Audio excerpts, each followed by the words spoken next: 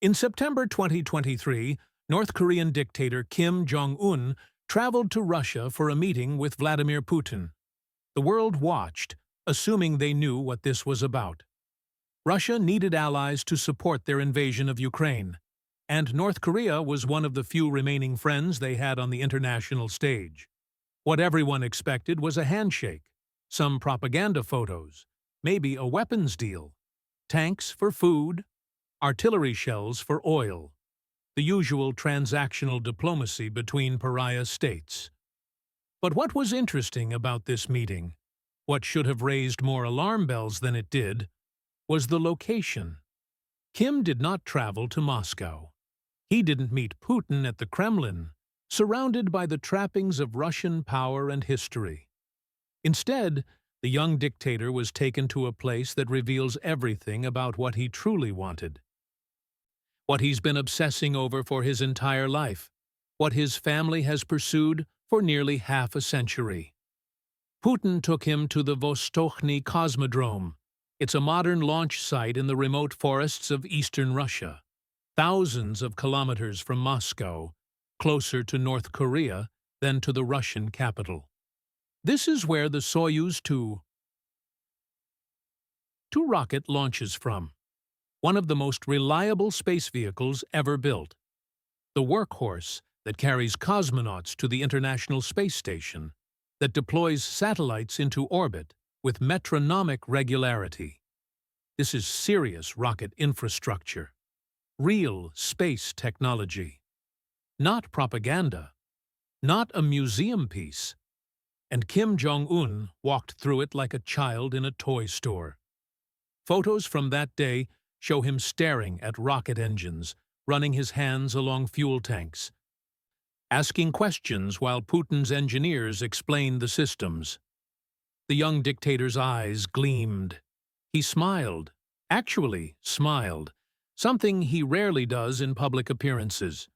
For a man known for his paranoid rigidity, he looked almost giddy. The Western intelligence community took note, filed reports, issued warnings, but the world was focused on Ukraine. Another meeting between dictators. Another potential arms deal. Nothing we hadn't seen before. Then, 1 year later, in the fall of 2024, the first North Korean soldiers appeared on the front lines in Ukraine. Not advisors, not observers, actual combat troops. Young men in ill-fitting uniforms, speaking Korean in the trenches of Donetsk, dying for a war that had nothing to do with their country, thousands of miles from home. Now, here's the thing. No one goes to war for nothing. Kim Jong-un doesn't loan out his soldiers like library books. He doesn't send his people to die in a foreign war out of ideological solidarity or alliance obligations. North Korea doesn't work that way. The Kim regime is transactional to its core. Everything has a price. Everything is negotiated. And human lives, especially the lives of North Korean soldiers, are the most valuable currency the regime has. So, the question becomes unavoidable. What did Kim Jong-un demand in return for sending his men to die in the frozen mud of Eastern Europe? The answer lies in an obsession that has defined the Kim dynasty since before Kim Jong-un was born. An obsession that his grandfather started, his father accelerated, and he has made the centerpiece of his regime's legitimacy and survival strategy. Kim Jong-un loves rockets. He loves them so much that it earned him a nickname from U.S. President Donald Trump, Little Rocket Man. The mockery was meant to diminish him, to make him seem like a child playing with dangerous toys he didn't understand. But the nickname, inadvertently, captured a fundamental truth.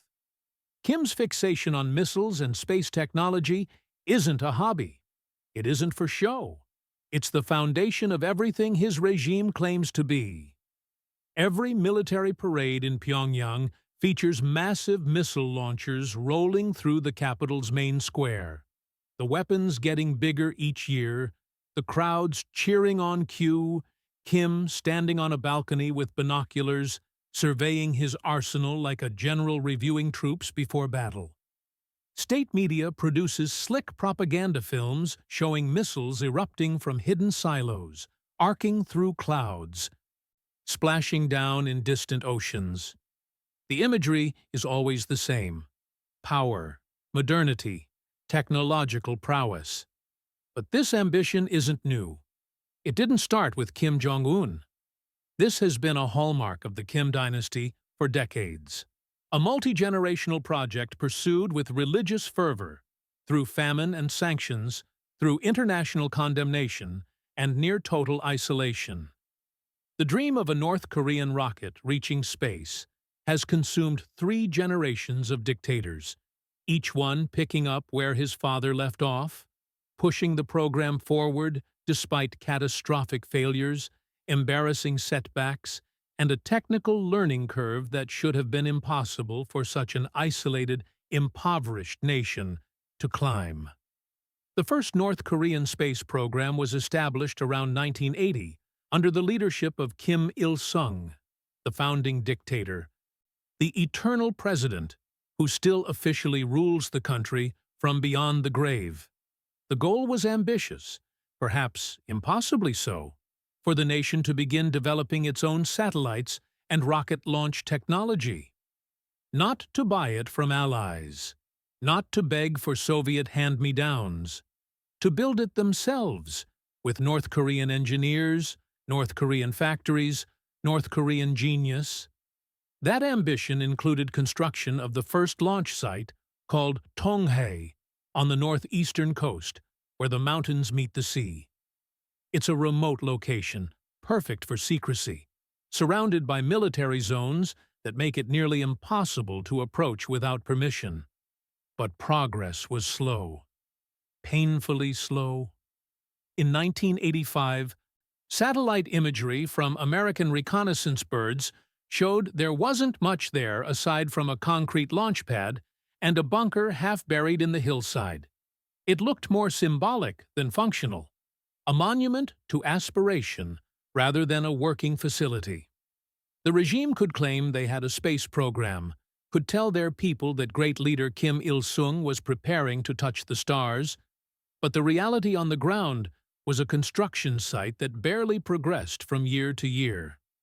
Then, in the mid-1990s, everything changed, not because of technological breakthrough, but because of death and succession.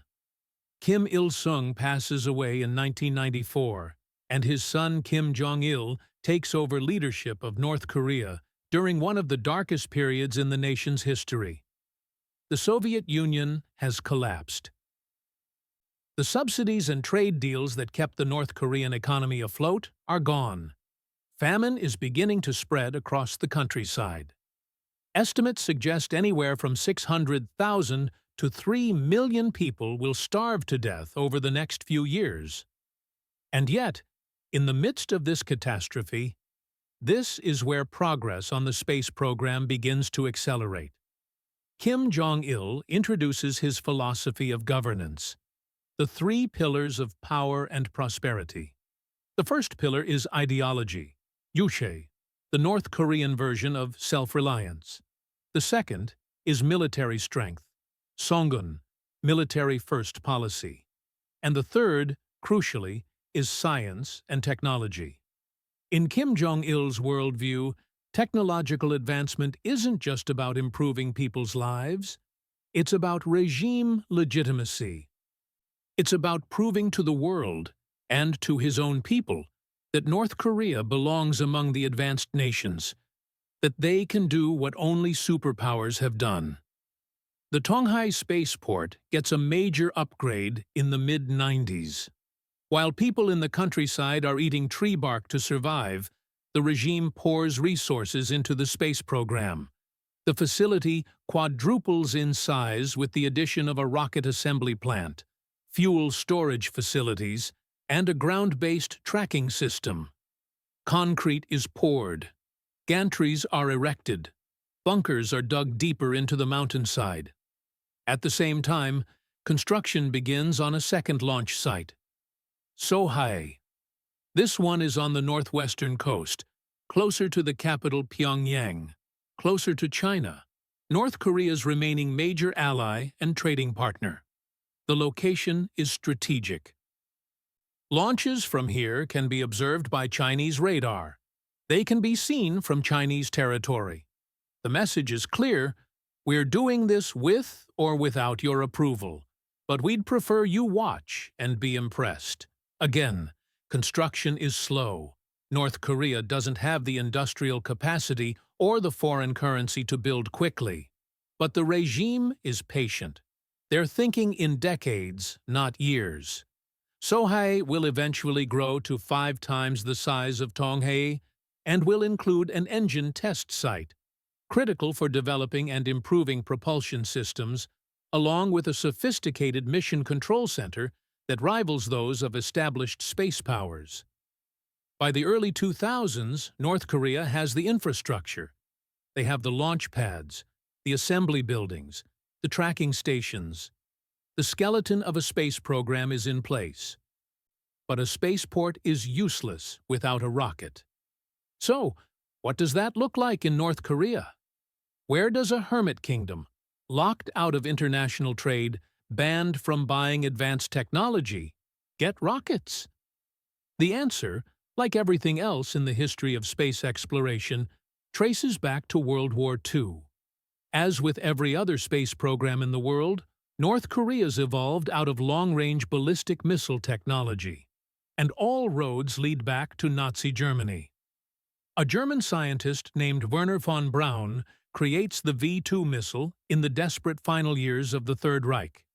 It's a revolutionary weapon, a liquid-fueled rocket that can send a 1-ton warhead flying high above the Earth's atmosphere, then rain down destruction on cities across Europe. London, Antwerp, Paris, all felt the terror of V-2 strikes. The missile travels faster than sound. You can't hear it coming.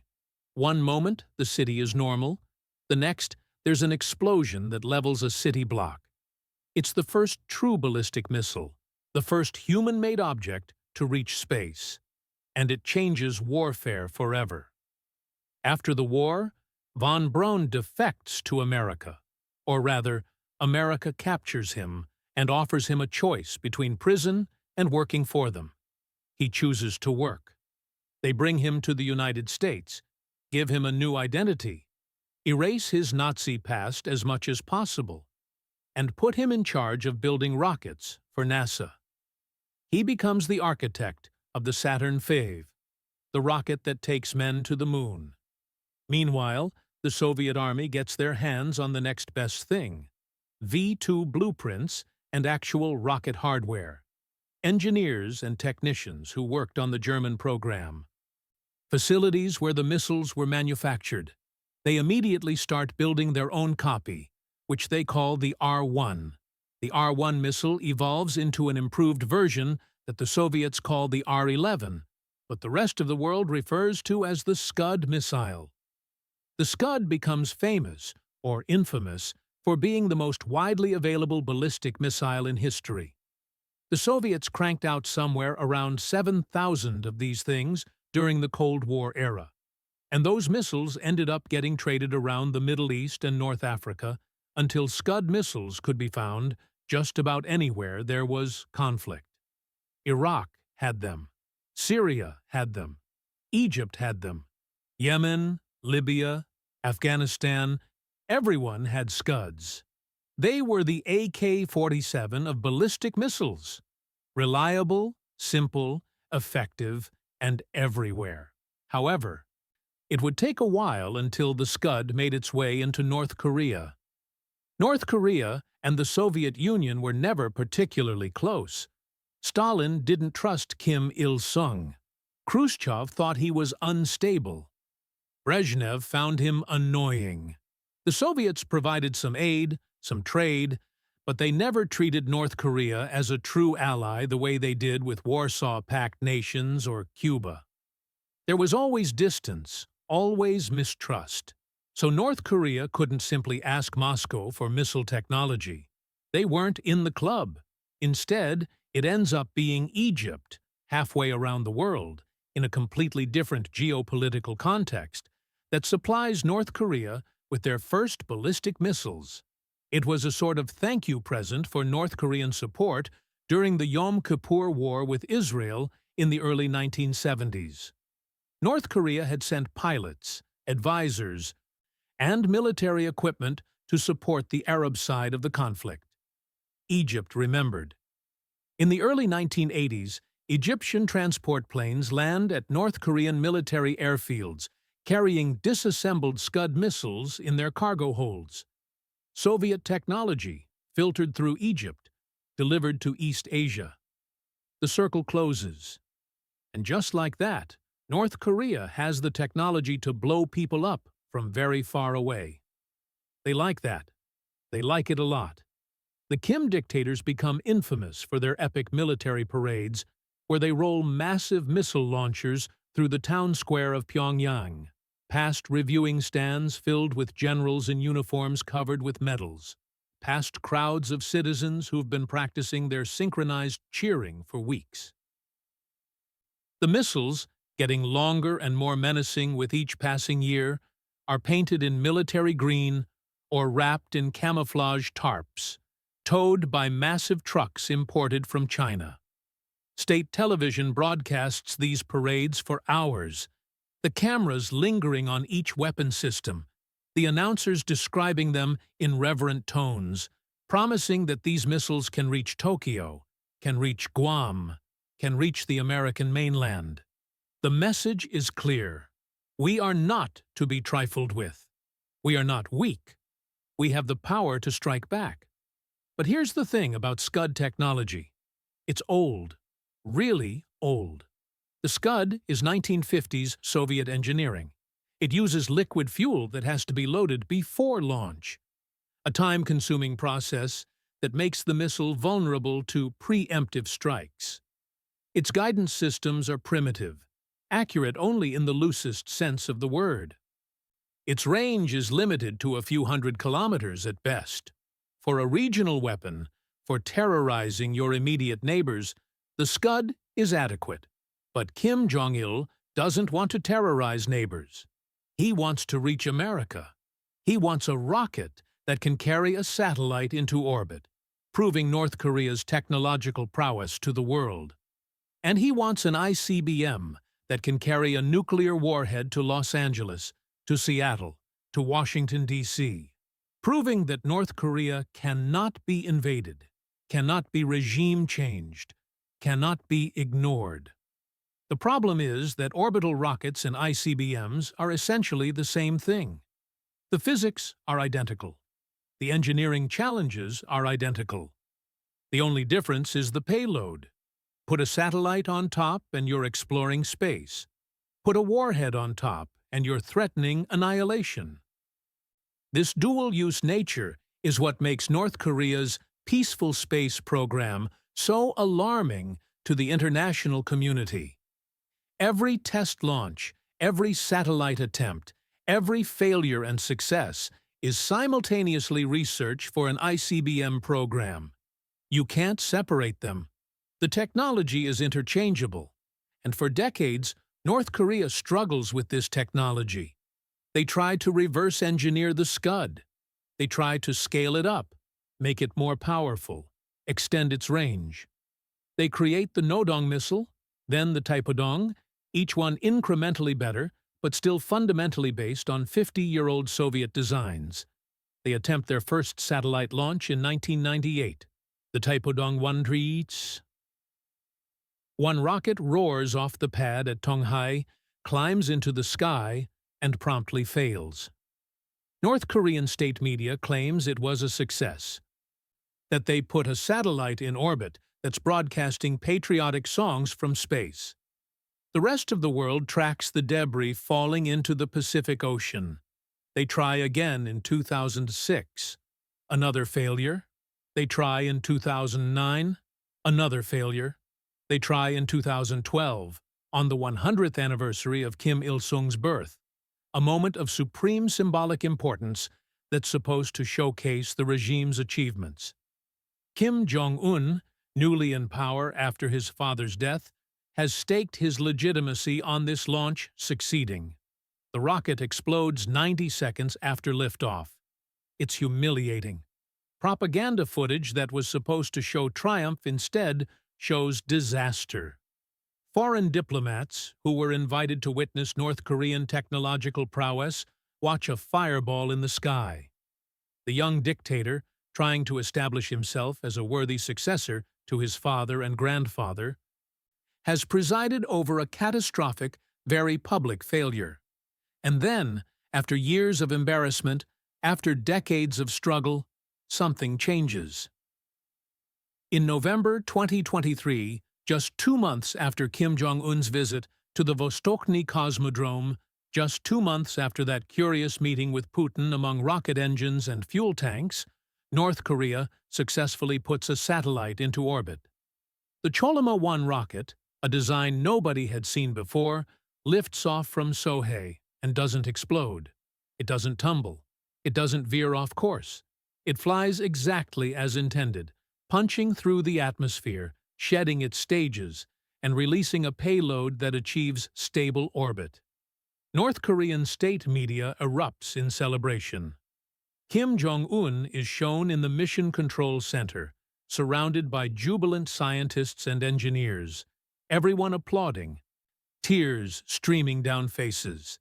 The satellite, claimed to be a reconnaissance platform capable of monitoring South Korea, Japan, and U.S. military installations, begins transmitting telemetry. Western intelligence agencies confirm it. There is indeed a North Korean satellite in orbit. It may not be very sophisticated. Its cameras might not be very good. But it's there, circling the Earth every 90 minutes. A testament to technological achievement that few expected from the isolated regime. And that's when people start asking questions. How did they suddenly succeed? After all those failures, after all those decades of struggle, how did North Korea's rocket technology suddenly leap forward, seemingly overnight? The timing is too perfect to be coincidental. 2 months earlier, Kim was in Russia, touring a spaceport, asking questions, taking notes. 2 months later, North Korea demonstrates a capability they've never shown before. Intelligence analysts start examining the wreckage of previous North Korean launches, comparing them to the Cholima-1. They notice something. The engines look different. Not homegrown modifications of Scud technology. These look like RD-250 engines, Soviet-era designs, yes, but sophisticated ones, designed for the Proton rocket, one of Russia's heavy-lift vehicles. Where did North Korea get RD-250 engines? The official answer from both Pyongyang and Moscow? Nowhere. North Korea built everything themselves. Any similarity to Russian designs is purely coincidental. Independent development. Parallel evolution. The unofficial answer, whispered in intelligence briefings and classified reports. Putin gave them the blueprints. Maybe actual engines. Maybe engineers to help them build domestic copies, in exchange for soldiers, in exchange for artillery shells, in exchange for supporting Russia's war when the rest of the world turned away. But that's not even the most alarming development. In May 2024, just 6 months after the successful Cholima-1 launch, satellite imagery captures something new at the Sohae launch site. A different rocket on the pad. Taller, different proportions, different tankage. And when it launches, or rather, when it attempts to launch, analysts notice something that should have been impossible. This new rocket is using cryogenic fuel, specifically liquid oxygen and kerosene, RP1 and LOX in the technical terminology. This is the same propellant combination used by SpaceX's Falcon 9, by Russia's Soyuz, by most modern rockets. It's more efficient than the older fuels, more powerful, better in almost every measurable way. It's also incredibly difficult to work with. Liquid oxygen has to be kept at -183 degrees Celsius. At room temperature, it boils away instantly. You need specialized storage tanks, specialized pumps, specialized seals and valves that can handle the extreme cold without becoming brittle and shattering. You need engineers who understand how to handle it safely. Because liquid oxygen is not just cold, it makes everything it touches dangerously flammable. Developing this technology takes years, usually decades. It requires extensive testing, repeated failures, gradual refinement of techniques and hardware. The United States took 20 years to perfect it. The Soviet Union took longer. China struggled for a generation. North Korea should not have this technology. They certainly shouldn't have it after just 6 months of work. And yet, there it is on the launch pad. A rocket being fueled with LOX, with all the infrastructure that implies cryogenic storage tanks, insulated fuel lines, venting systems to handle the boil-off. The rocket explodes during the test. The extreme cold of the propellant likely caused a seal to fail, or a valve to jam, or a tank to crack. Handling cryogenic fuels is unforgiving. Mistakes are catastrophic. But here's what's significant. The explosion proves they have the technology. They wouldn't attempt to fuel a rocket with liquid oxygen unless they had the entire support infrastructure in place. You don't just wing it with cryogenic propellants. The fact that they tried, even though they failed, demonstrates capability. This represents a massive technological jump that should have taken decades. It confirms, beyond reasonable doubt, that someone gave them help. Someone transferred the crown jewels of rocket technology to one of the most dangerous regimes on Earth. Recent satellite imagery from June 2025 reveals even more concerning developments. New engine test stands are under construction at Sohae. These aren't small facilities for testing prototype engines. These are large-scale test facilities designed for full-duration burns of operational rocket motors, the kind of infrastructure you build when you're preparing for regular launches. Rail tunnels are being expanded, allowing trains carrying larger rockets to reach the launch complex without being observed by satellites. Factory buildings near Pyongyang have been identified as probable rocket manufacturing sites, with characteristic ventilation systems needed for working with composite materials and propellants. Most ominously, thermal imaging has detected repeated engine test firings, hot fire tests, where engineers run rocket engines at full thrust while they're bolted to the ground, measuring performance, checking for problems. These tests have been happening monthly, sometimes weekly. The pace of development has accelerated dramatically. Kim Jong-un is cooking up something new, and the evidence suggests he's not working alone. Russian engineers are likely embedded in the program, advising, teaching, transferring decades of institutional knowledge that North Korea could never have developed independently. In exchange, North Korean soldiers continue to arrive in Ukraine, continue to fight and die in a war that isn't theirs, paying with their lives for rocket technology. The Western intelligence community is watching, cataloging every development, briefing policymakers behind closed doors. But the public conversation remains focused elsewhere, on trade wars, on domestic politics, on the latest diplomatic crisis. Meanwhile, in the mountains of North Korea, in facilities hidden from casual observation, protected by layers of military security and state paranoia, engineers are solving the last remaining technical challenges. The space program that started as Kim Il-sung's dream, that accelerated under Kim Jong-il's obsession, has become Kim Jong-un's instrument of regime survival and global coercion. What they're hiding isn't just a space program. It's a weapons program backed by Russian expertise, accelerating toward operational capability, transforming North Korea from a regional nuisance into a genuine global threat. And it all started with a meeting at a cosmodrome, a handshake between dictators, and a deal written in blood and rocket fuel. The question now isn't whether North Korea will perfect their rocket technology. It's what they'll do with it when they succeed.